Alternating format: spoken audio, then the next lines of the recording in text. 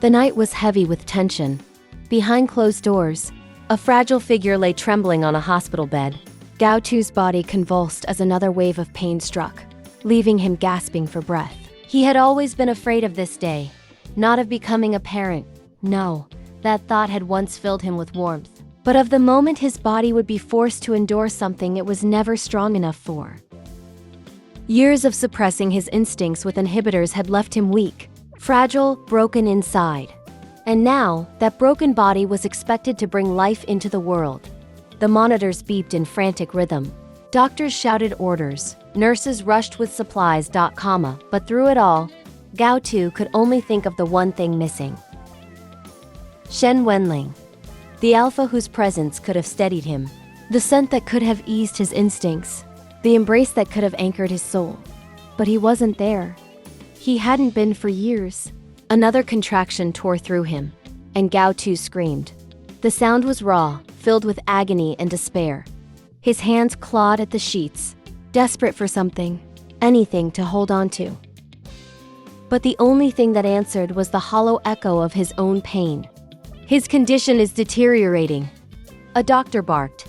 Without pheromone stabilization, his body can't keep up. We need to prepare for complications. Their words blurred in Gao Tu's ears. His vision swam with spots of white, his breath shallow, his lips nearly bloodless. He thought he might collapse then and there. But deep inside, a fragile strength pushed him forward. The life inside him. The baby who had done nothing wrong. The child who deserved a chance to live. If one of us must suffer, let it be me, he thought. Just let my child live. Another scream ripped through him, his entire body convulsing. He felt as though his bones were breaking, his skin tearing, his soul shattering. Without pheromone support, the natural instincts of an Omega's body were running wild. He needed an anchor. He needed WenLang. But there was no one. Only doctors with cold hands and anxious eyes. Only strangers shouting words he couldn't fully understand. A contraction seized him so violently, his back arched off the bed. His heart thundered, then faltered. The machines wailed in warning. He's crashing. Blood pressure is unstable. Prepare for emergency procedure. Metal instruments clattered onto trays. Bright surgical lights blinded him. The sterile air was filled with panic.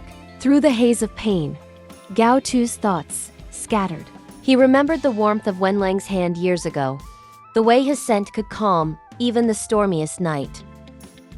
And he wondered if his child would ever know that comfort. Or would he, too, grow up in a world of absence? His body trembled violently, tears spilling down his face. Please, he whispered, voice barely audible. Please, save him.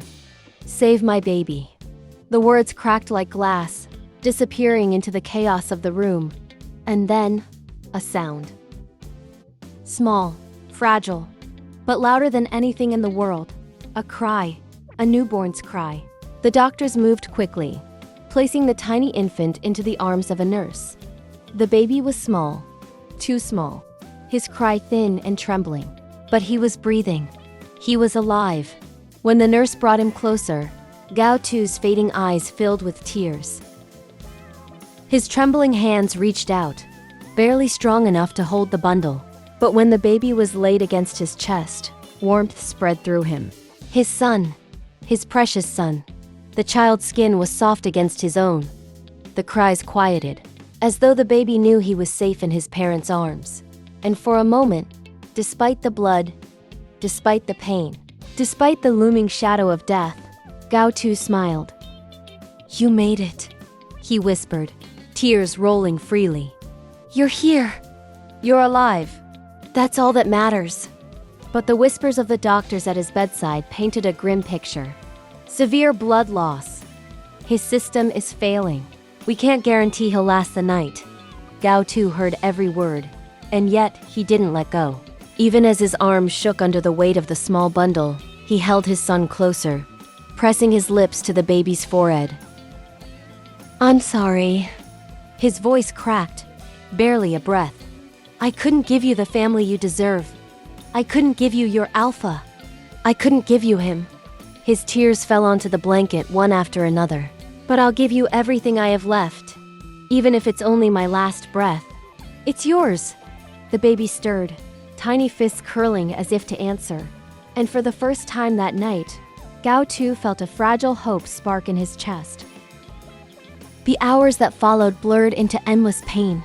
His body hovered at the edge of collapse. Doctors fought tirelessly to keep him alive, while his son slept quietly by his side. By dawn, against all odds, Gao Tu's eyes were still open. Barely, but enough to see the rise and fall of his baby's chest. Enough to know the child had survived. The room was quiet now. Not the cold, hollow quiet of loneliness, but the tender quiet of two lives clinging to each other. Exhausted tears slipped from his eyes as he whispered one final promise. I'll protect you. No matter what it takes. I'll protect you. His body was weak.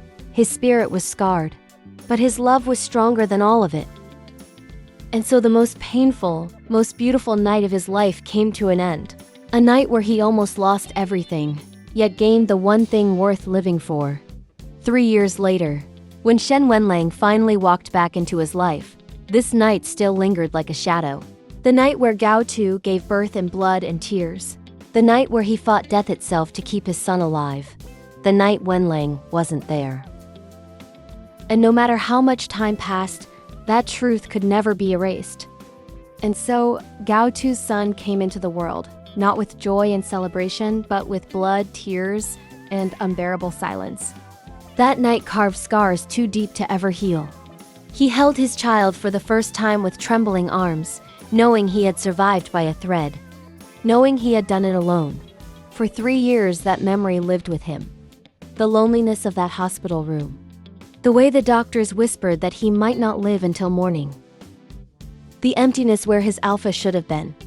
And though his son grew, bright and innocent, the shadow of that birth never faded.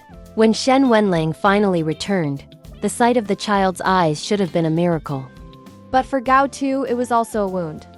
A reminder of the night he endured alone, of the life he nearly lost, of the love that wasn't there when he needed it most. Some stories are not born from joy. Some are born from survival, from sacrifice, from a love so desperate it clings to life even in the face of death. This was Gao Tu's story. A story of pain, of loss, but also of a fragile hope, cradled in the arms of his newborn son. If this story moved you, please like this video, share your thoughts in the comments, and subscribe for more emotional ABO stories. Your support helps keep these heartbreaking tales alive.